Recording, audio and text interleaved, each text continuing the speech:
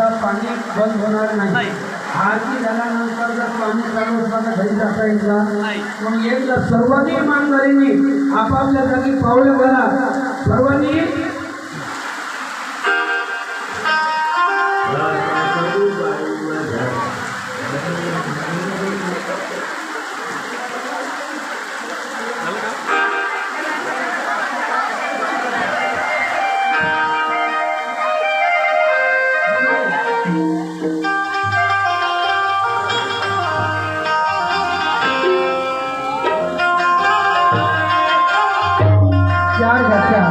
चार मध्ये डबल आरती घे म्हणते एक आणखी.